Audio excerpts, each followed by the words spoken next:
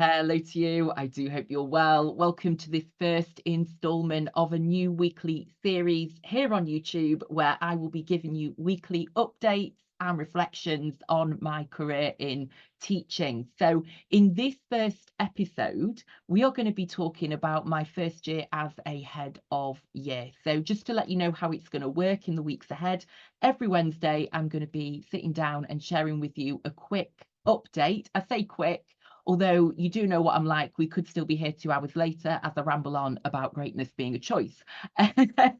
More on greatness to come in just a moment, just to warn you. But it's going to be a weekly update here on YouTube. And it's going to be every Wednesday. So you're very welcome to join me. I'm here with the green tea. And as you can see, I have already drunk most of it whilst I've been preparing what I'm going to say today, because there is quite a lot to talk about. As I say, I'm going to talk about my first year as a head of year in London. It has been the best thing. It really has been such a pleasure and an absolute privilege. I have got the best year group, and I am determined that they are all going to go on to achieve really great things, not only in education, but also in their lives. And yeah, the past few weeks have been very, very busy. There has been so much going on, as there always seems to be at the end of a school year. We've had a brilliant trip to Thorpe Park. We've been on a PGL residential. We had a PSHE day. There was an achievement evening, which was brilliant. And then on the second to last day, I did an achievement breakfast for my top students as well. Oh, and we also had sports day, of course. So yes, there's been lots going on. It's really nice to now be on holiday and to be able to just sit down and reflect on the past year. I can't believe it's been a year. It's gone so quickly. And I was spending some time earlier reading through the lovely thank you messages that my students have very kindly written for me. And it reminded me, this is what it's all about. It's all about making that difference and having that impact. And when I think about the past year, I do feel really privileged to be in this role and to have such an amazing year group. And I feel actually really proud of the things that they have achieved. So I'm really looking forward to September as well, when I'm going to be their head of year 9. So 3 things that I want to talk about today as I review my first year as a head of year. The first is my work with the cohort as a whole. So the work that I've been doing at a year group level. The second then is the work that I've been doing as a head of year with my colleagues and staff in the school, because I think this is a really interesting role where you're connecting the dots between different departments and different professionals. So for example, making referrals to the counsellor, working with the pastoral team, liaising with classroom teachers and removing any barriers to learning that students may have, drawing upon your expertise as a pastoral leader. The way I like to think of it is that a head of department is being paid for their curriculum expertise, whereas then a head of year is being paid for their expertise on their students. And that leads me to my third focus for this video, which is the work that I've done with individual students. I really do think that at the core of this role is relationship building. As I say, you are being paid. I would say an important part of your paid role is to be an expert on your students. So it's really important that you're building those positive relationships and that they are all seen, supported, that your students are championed and that they are challenged by you. And the card that I've got here actually on the top of the pile, I think really encapsulates that for me. It's from one of my absolutely, best students in the year group. I was actually really fortunate to be their form tutor last year as well. And so I'm their head of year this year. And their card says, "Thank you for always being there for me and always listening. I'm really grateful for having you as our head of year." And then they've added, "I hope you're doing well."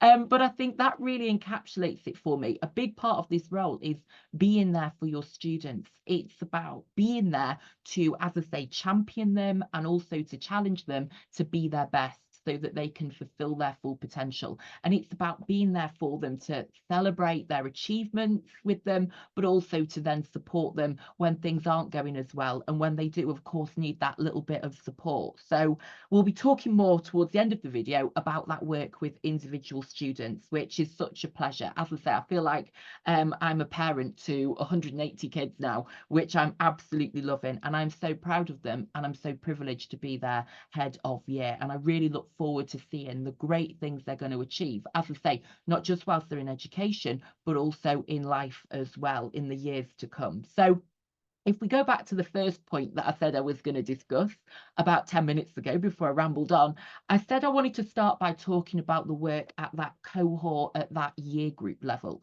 because I think the first thing you think of when you think of a head of year is that you are obviously leading a year group. So what does that actually look like? Well, for me, the most important thing, especially because it's my first year in the role, is about setting those high standards that I want my students to be their best and I want them to be the best. I've been really clear with them that I want them to be the best cohort in the country, that I want them to be achieving really great things, not only in education, but also then in life as well. So it has been very much about setting those high expectations, outlining those high standards, and then linking them. And this is very important to those high aspirations. It's so important, I think, as teachers, we're clear that we have high expectations of you because we have high aspirations for you. We want you to achieve your best, we want you to be your best, and we want you to live your best life in the future. So the reason that we hold you to those high standards is because we have those high aspirations for you. I want my students to be the best in Britain, and they know that. So how have I gone about doing that? Well, I use the mantra that greatness is a choice. I don't know if you can see that. Let me just hold that a bit closer to the camera. There we go. I use the mantra that greatness is a choice. And these are the little postcards I've had printed. I got very excited about this, very carried away, ordered about 1,000 of them. So they will be in a box for many years to come. And I really believe that it is important, as I say, to explicitly motivate your students. And I like to do that by using greatness. The idea that greatness is a choice is the mantra that I use. And then I use the acronym of GREAT, which again, I'm very proud of. I think I'm going to have to start marketing this and take it global. So it's GREAT, which means in order to be great, and in order to achieve great things, you need to G, give it 100%, R, respect everybody, E, engage positively, A, arrive on time, and T, take responsibility. Now, the reason that we break it down into that acronym is that it is so important to be explicit with your students. You know, I can't just stand there in assembly and say, I want you to choose greatness. I want you to be great. It's so important that you explicitly teach students the steps to success, and that we relentlessly rehearse and repeat what those steps are. So all of my students know, and they expect to be quizzed by me on this, that to be great means to give it 100%, respect everybody, engage positively, arrive on time, and take responsibility. So that is what I mean when I talk about having those high expectations and then explicitly teaching how to meet them, because I don't think there's any point having those high standards if you're not then helping your students to meet them. So all of my students received this postcard. Some of them have received several copies of this postcard, and it is displayed everywhere that I can display it, because I want them to really take this on board and then obviously put it into practice so that they can achieve great things, not only in school, in their different subjects, but also then in their lives as well. And this is something that I'm going to be building on in September. I've put together a greatness code of conduct, which goes into a little bit more detail about each one, which I'm going to give to all of my students. And then I've also got a bit carried away doing some new posters and postcards as well, which I'll be using in September. I'm a big fan of having visuals where you can that can really outline things so students can see those steps to achieving greatness, although I appreciate you can't on this camera because of the lighting, so please do excuse me. But yes, I'm really quite proud of that acronym, and I'm really very passionate about that acronym, and it has been great, no pun intended, to see students not only taking that on board, but then also putting it into practice themselves. I will talk in a little bit about the different things that we've been doing this year, and it has been brilliant to see students giving it 100%, that they've been respecting everybody, they've engaged positively, they're arriving on time, and for me, the most important one actually is taking responsibility. I always say it's normal, it's human to make mistakes.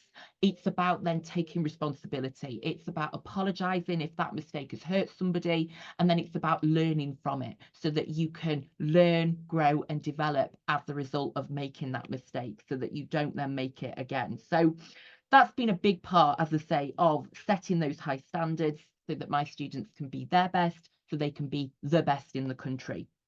So in terms of those things that we've then been doing as a year group, it has been a really busy year. It's been brilliant. We had a first day training day, which was great. And there was some really brilliant feedback from the trainers that it had been the best school and the best year group that they'd trained so far. We went on a trip to the Globe to see a Shakespeare play, which was brilliant, taking our students out onto the tube, some of them the first time they've ever been on the tube. And I absolutely love that, having a day out to go and see an amazing performance as well. We had, as I say, our PSHE day, which they engaged in really well. We had a brilliant trip to Thorpe Park. We took our top 100 students in the year group to Thorpe Park. It was such a brilliant day. It was that really hot summer's day. It was about 30 degrees, so the sun was shining, and we just got there and it just was a brilliant day. Everybody went off, did their own thing. Obviously, the annoying thing with these theme parks is the amount of time you spend queuing, but actually it was a great chance to have a chat. And a great end to the day as well is that when we were going back to the coach, and we were running quite late actually, and then I saw a group of our students and they said, you know, sir, can we just go on the bumper cars? I said, yeah, go on, be quick, go on, we'll walk back to the coach slowly, don't worry. And they said, no, we want you to come on with us.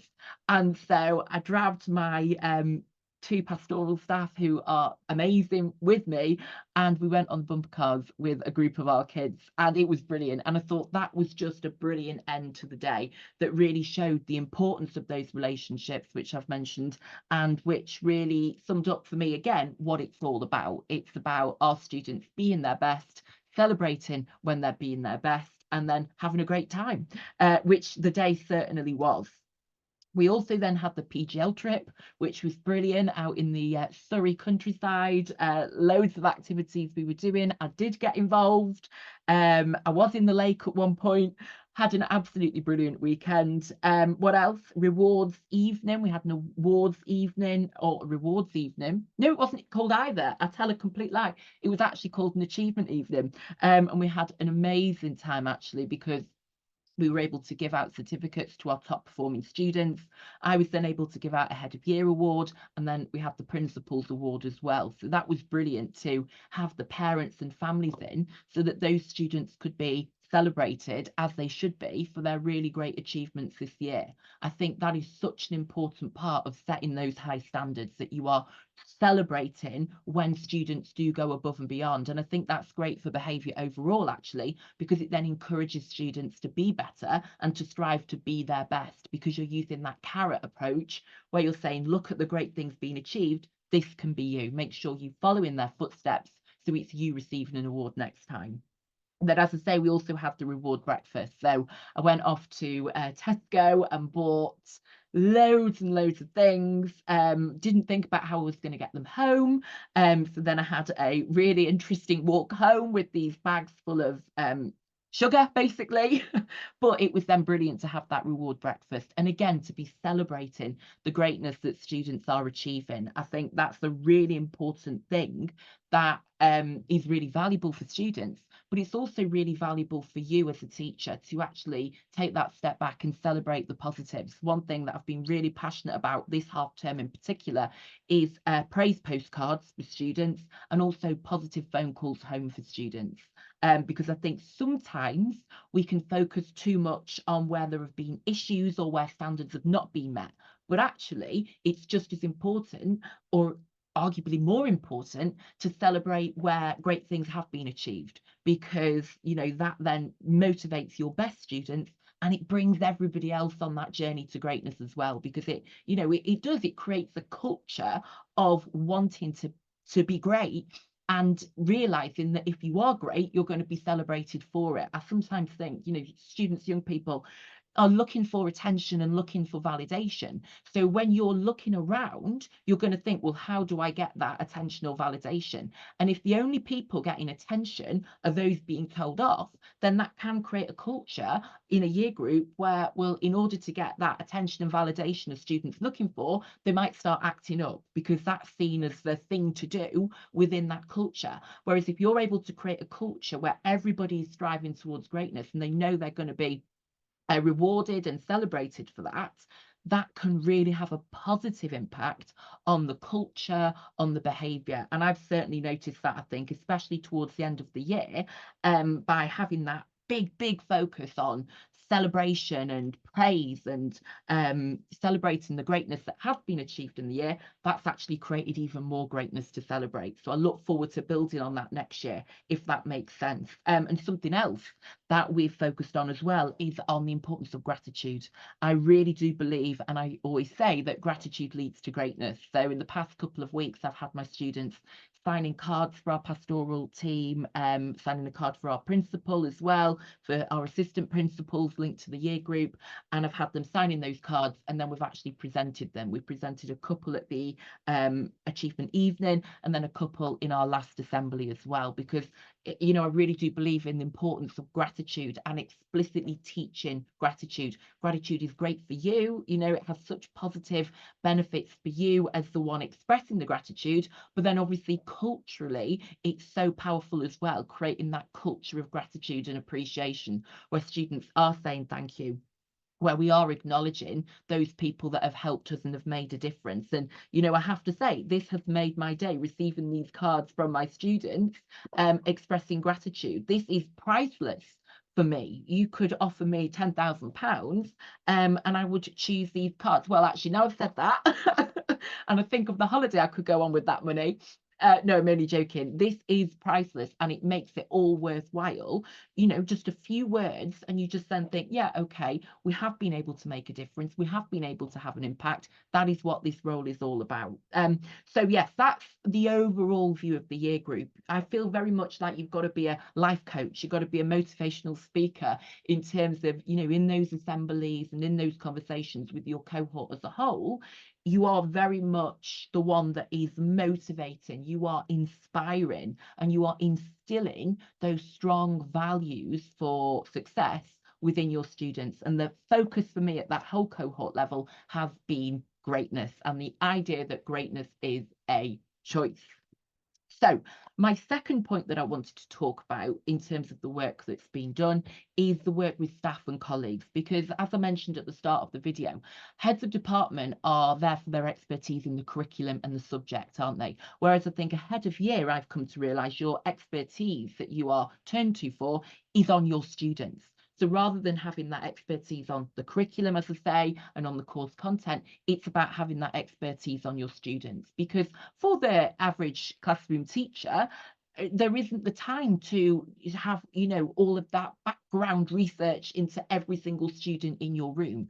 So I think it's really important that you've got that form tutor and that head of year who can provide that expert insight into what will help a student to succeed in the classroom, and they can then work with the classroom teachers to remove any barriers. And it's really impacted in a positive way as well my classroom teaching. I'm also an RS teacher. I love teaching my subjects. So Key Stage 3, Key Stage 4, and my all-time favourite, Key Stage 5. And taking on the head of year role has, excuse me guys, there's now a fly in the room. At least it's not a wasp. That's what I'm going to say. Hopefully it's going to find its way out the window of its own accord. Where was I? So yes, so it's really impacted me in a positive way as a classroom teacher, because I have got more of an appreciation of how do I put it, the holistic needs of our students. I think before, in my first 2 years of teaching, when obviously I was a classroom teacher alone, which was amazing, I absolutely love it, I didn't consider that as much. Whereas now, obviously having that pastoral insight, I'm more aware of that holistic side to teaching, if you like, each student, and remembering that students do have a lot more going on than just sitting there in the classroom. So being in a position where you have that expertise on your students is a real privilege, and it's really powerful, I think, because you can then work with staff, with teachers, with heads of department to make sure that any barriers to learning are removed and that students are able to make their maximum progress possible and so fulfill their full potential in their different subjects. So there's a lot of work on advising there. There's quite a bit of work on mediation as well. If there have been breakdowns in professional relationships, you know, when issues of course do arise, And also, it's really important connecting the dots. I see the head of year role as connecting the dots, linking different people together as part of that team around the child. So, for example, working with the school counsellor, I think it's such a brilliant resource that we have, being able to refer students to the counsellor. Then also taking things to my SLT line manager when we need to escalate something with a student, for example, because we see that they need to be on a pastoral support plan, for example, or they might benefit from a mentor. So there's lots of work with different people. Obviously, one of the great parts of it is leading a tutor team as well, having a brilliant team of tutors who are on the ground every day with their tutees, and then working with them because they are even more experts on their students in their form. And so working with tutors to support them, and then liaising, as I say, with SLT links and line managers in order to escalate things. And that's one of my favourite words actually of this year. I'm like, escalate, let's escalate. When we've got a student, and it is a very, very small minority, I would say maybe 5 to 10 at most, of students who are not able to meet our expectations and not coping, if I can put it like that, with life in a mainstream school in terms of the behaviour expectations that we have. And so it's then about saying, right, well, we've put all of this support in place. They haven't responded to this. They're having a negative influence on the rest of our year group. We do need to escalate this now. And I'm very fortunate that, I've got such experts working above me that they've been able to give me the best advice and the best support in terms of what to do next and what steps you need to take. And that's for the benefit of everybody, isn't it? When you're escalating something, it's for the benefit of that student, because obviously if they're continuing to accumulate behaviour points, for example, something's not working for them. So we need to get that support in place. But then also from that utilitarian perspective, always being aware of the good of the year group as a whole. We don't want to have a small minority of students who are negatively impacting the rest of the cohort in terms of disturbing their learning or undermining that positive culture we're creating. So yeah, really important with that escalating upwards. As I say, one of my buzzwords of the year there. And so that's been brilliant, working with the different staff and colleagues. And as I say, building that team around the child, that team around the year group, really, really important. And then finally, last but actually most importantly, and probably my favourite part of this, other than being Mr. Motivator with my greatness postcards, is working with individual students. Because at the end of the day, that's why we're here, isn't it? The whole point of this is that we're making that positive difference for students. And I always think back to my time at school and those teachers that, totally changed my life in such a positive way. And I think this is a great opportunity for me to actually pay it forwards and to have that impact myself. So one of the big things this year and one of the biggest pleasures this year has been that relationship building. I do feel like I am their school parent. And one of the great things about my year group is obviously that they're the best year group in the school in the country, of course, but I know them very, very well. Because last year I was a year 7 form tutor and I also taught half of the year group RE as well. So I was at an advantage there of already knowing my students. And I strongly believe, as I say, that they are absolutely outstanding. They are the best cohort in the country. And I do feel like their school parent. And I live by the mantra, I don't know if you've seen this quote, that every child deserves a champion. And I wake up every morning and I say, as cliche as this is, it's my mission to make sure that every single one of my students has the best experience in education so they can go on to live their very best life. So it is my mission daily to make sure that they are seen, they're supported, that they are championed, and that they're challenged. And I think one of the key parts of doing that is to build those positive relationships. So it is literally about having a chat with your students. That's one of my favourite things to do. Have a chat, say, how is it all going? What's going on in life? What do you want to do in life? Or literally just, conversations about how was your weekend, and getting to know what students do. So if a student is involved in one of the sports teams, for example, having a chat about that, seeing how that's going. If you know that they were going to a wedding at the weekend, asking them, how was it? How did it go? If they're involved in running something outside of school, they've got a leadership role in their local church, for example, having a chat about that. building those positive relationships, because, and then this is such an important part of the role, that means you can then provide that first class pastoral support. So when something does come through because that child has, expressed maybe an inappropriate comment in a lesson, or a teacher has picked up that something doesn't seem quite right with them, you are then in a position, because you've built that positive relationship, to actually provide that support, to then have that conversation, and to ensure that they've got that first class pastoral care. And as I say, this card from one of my students summed it up for me, saying, "Thank you for always being there and always listening." And that is as simple as it is, I think, really, that you are there, that you are supporting them when they're celebrating, that you're supporting them when things aren't going as well, and that you are listening to your students, because then what you can do is you can provide that consistent support within the school. So that's the great thing about what I'm doing now, because I'm following my year group up. I'm going to have them in year 9, year 10, year 11, and then I don't know what's going to happen in sixth form, actually.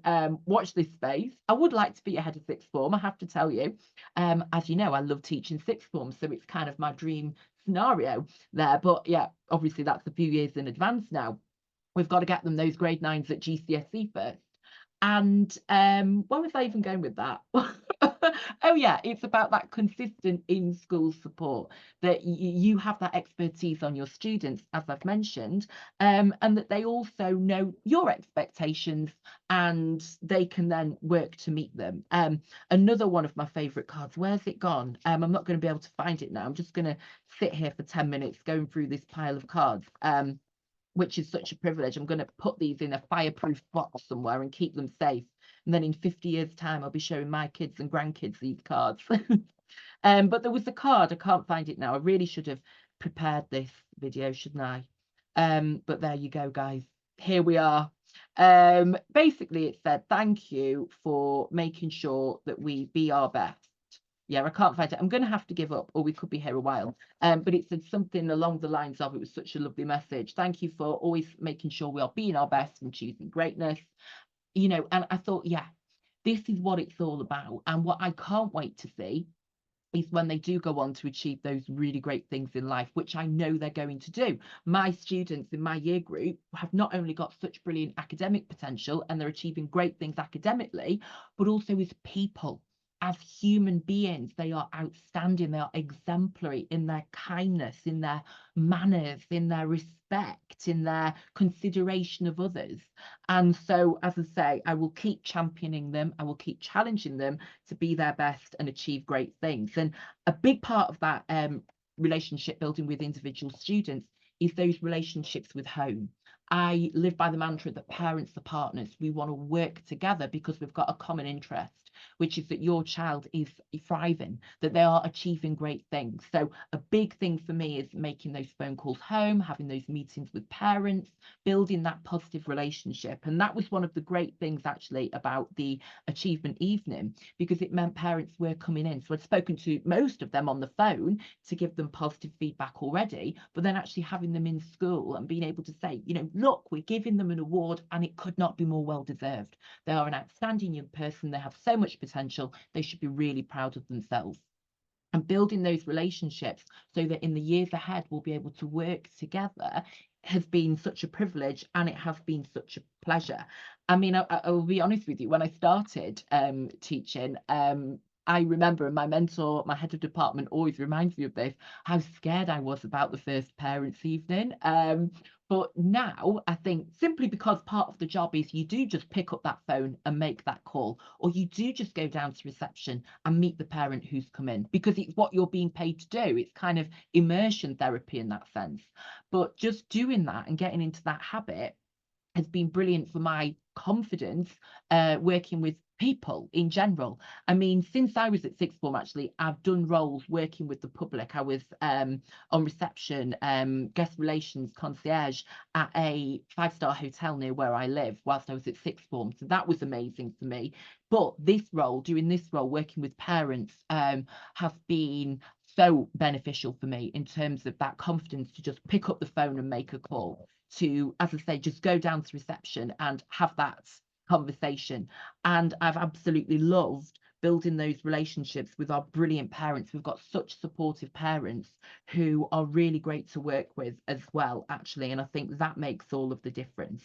So, yeah, I have loved it. In case you couldn't tell, I've loved it. I feel like I've found my calling, I've found my passion, and I feel so privileged. I do feel so fortunate because it wouldn't be the same if I had a different year group. I really do feel that this cohort of students are just exceptional, and it is such a pleasure and a privilege. And that is why, what I will say is watch this space, because we're only just getting started on this journey to greatness. So thank you for joining me, and thank you for still being with me. If you are still here watching, I hope it's been insightful. If you've got any questions, please do let me know. I would love to answer some. And as I say, every week we're going to do a Wednesday sit down here on the channel to talk all things teaching. So I've just realised I actually had none of the green tea, which is now an iced green tea, or a lukewarm green tea, I should say. But thank you for joining me. I hope you have a brilliant day. Hope you have a great summer if you are on summer holidays as you watch this. And I will see you next Wednesday for another instalment. Thank you for watching. Bye bye.